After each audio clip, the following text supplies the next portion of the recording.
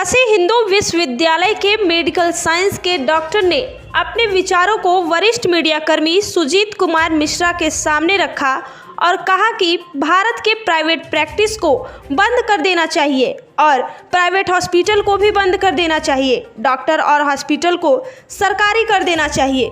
देखिए क्या कह रहे हैं काशी हिंदू विश्वविद्यालय के डॉक्टर। बीएचयू में एक डिपार्टमेंट है मेडिकल साइंस।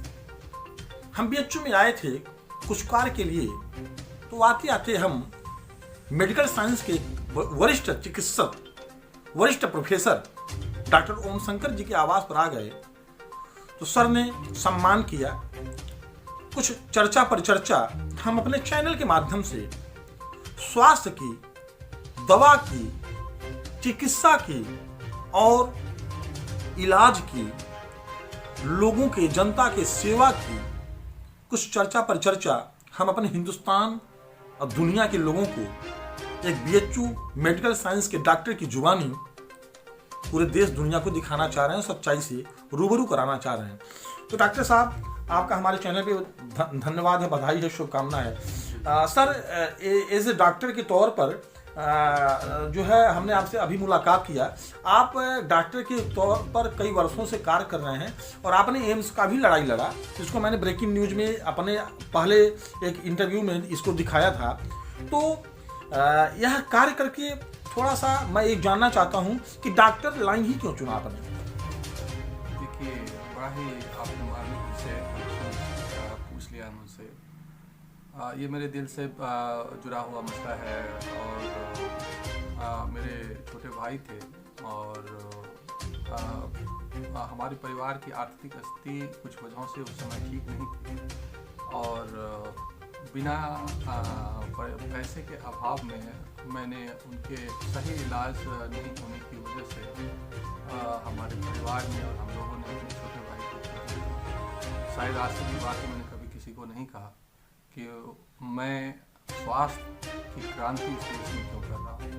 और ये मेरे जीवन से, दिल से, रूह से जुड़ा हुआ मसला है, क्योंकि जिस चीज़ को आप दिल से नहीं समझते हैं, दिल से महसूस नहीं करते हैं, उसके लिए आप जी जान लगा के हर चीज़ करने को तैयार नहीं होंगे। यही वजह है कि 3 बार मैंने आमरण अनशन किए, 1.5 साल तक स्वास्थ्य की क्रांति में निलंबित रहे और फिर उसके बाद भी, इतने सालों के बाद भी आज पे अगर लड़ रहा हूँ तो मैं उस हर एक व्यक्ति के, इस देश के समूचे नागरिक को के दर्द को समझता हूँ कि कोई भी गरीब व्यक्ति का परिवार अगर होता होगा तो उनकी अनुभूति कैसी होगी। और यही मेरे जीवन की जो वो असली बिंदु है जिसकी वजह से मैं पूरे स्वास्थ्य के मौलिक अधिकार की लड़ाई देश में लड़ रहा हूँ। उसमें हमारी मांगे रही है कि चाहे केंद्र सरकार हो या राज्य सरकारें, उनका कुल बजट का कम से कम 10% स्वास्थ्य के ऊपर खर्च किया जाना चाहिए।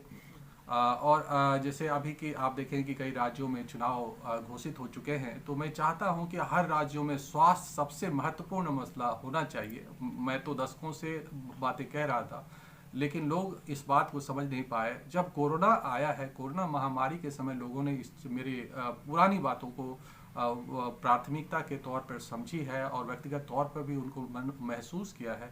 तो मेरा मानना है कि ना सिर्फ केंद्रीय बजट में बल्कि राज्यों के बजट में भी कुल बजट का 10% स्वास्थ्य पर खर्च करना चाहिए। हर चुनाव के, हर राजनीतिक पार्टियों का ये एक घोषणा पत्र होना चाहिए, घोषणा पत्र का सबसे प्रमुख मुद्दा होना चाहिए।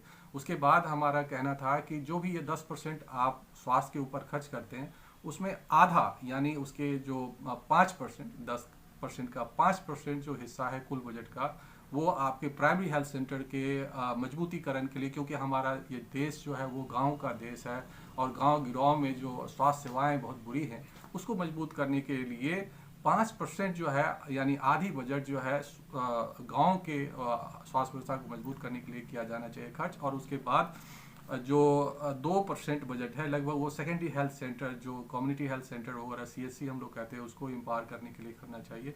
जितने भी इस देश के डिस्ट्रिक्ट हॉस्पिटल हैं उस सबको मेडिकल कॉलेज में कन्वर्ट करना चाहिए। उसी की एक पहल में अभी देख रहे हैं कि जो वर्तमान सरकार है उसके बारे में कुछ करने के लिए प्रयासरत है और मैं शुक्रगुजार हूं कि हम लोग के आंदोलन के बाद इस देश में राजनीतिज्ञों ने स्वास्थ्य को मुद्दा बनाना शुरू किया।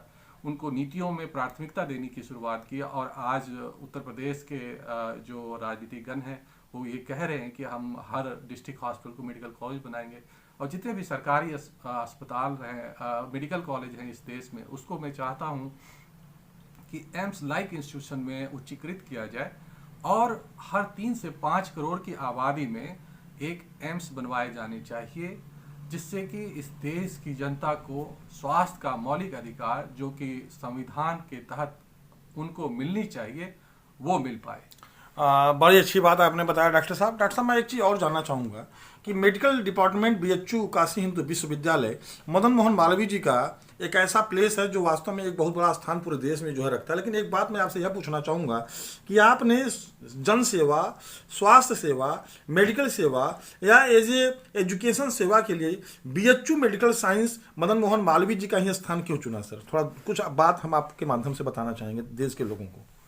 देखिए, हम लोग जो है जो भारतीय संस्कृति को जो जानते हैं और पूरी दुनिया इस चीज़ को जानती है, भारतीय संस्कृति को जो जानते हैं और पूरी दुनिया इस चीज़ को जानती है कि पूरी दुनिया में स्वास्थ्य की उत्पत्ति जो है, जहां हम बैठे हैं काशी, वहीं पर हुआ था।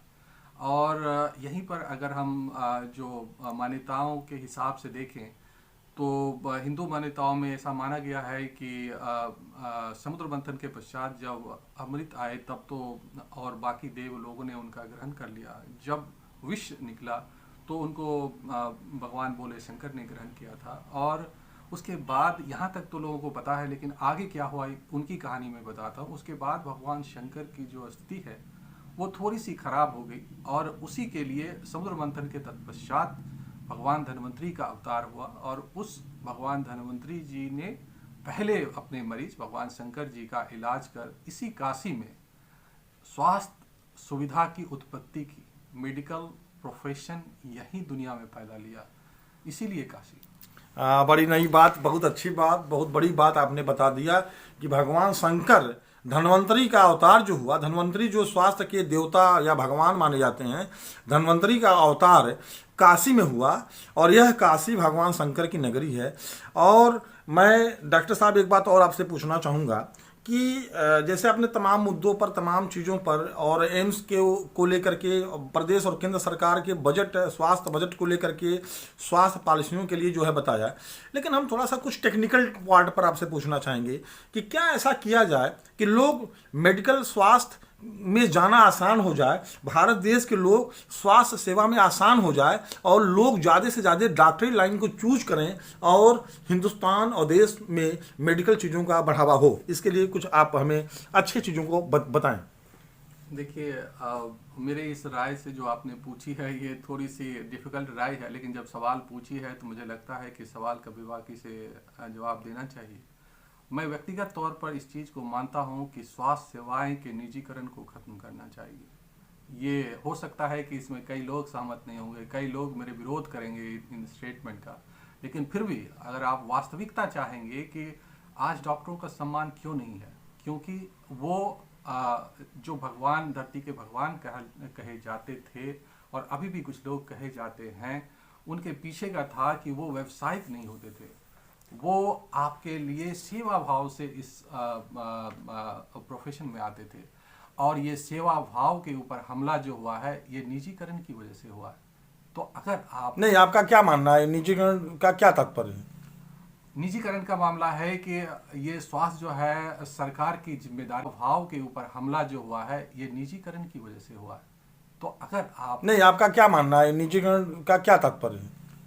निजीकरण का मामला है कि ये स्वास्थ्य जो है सरकार की जिम्मेदारी होनी चाहिए और हर व्यक्ति को फ्री में सरकारी अस्पतालों में जांच, इलाज से लेकर सभी सुविधाएं उपलब्ध होनी चाहिए। कोई भी प्राइवेट आउट ऑफ पॉकेट यानी पैसे देकर इलाज की जो व्यवस्था है इस देश में, निजी अस्पतालें बंद कर दी चाहिए। मैं इस स्तर पर जाकर आपको बता रहा हूँ, लेकिन ये मेरा व्यक्तिगत राय है, बहुत लोग सहमत नहीं होंगे इससे, लेकिन मेरा व्यक्तिगत रूप से ये मानना है कि ये जो 10% है बजट, इससे भी और ज़्यादा स्वास्थ्य के ऊपर खर्च करना चाहिए। तो मिनिमम मैंने बात कही है और इसके बाद ही आप एक मजबूत भारत बनता हुआ देख सकते हैं। एक संदेश चाहूँगा बस एक आपसे, प्रदेश देशवासियों को 2022 का शुभकामना संदेश एक बड़े, एक अच्छे, एक योग्य, एक वरिष्ठ चिकित्सक बीएचयू मेडिकल साइंस के तौर पर उत्तर प्रदेश, जो कि दुनिया का उत्तर देता है, भारत जो कि विश्व का एक बहुत बड़ा सहयोगी राष्ट्र है, एक संदेश आपसे चाहूँगा सर। मैं चाहूँगा कि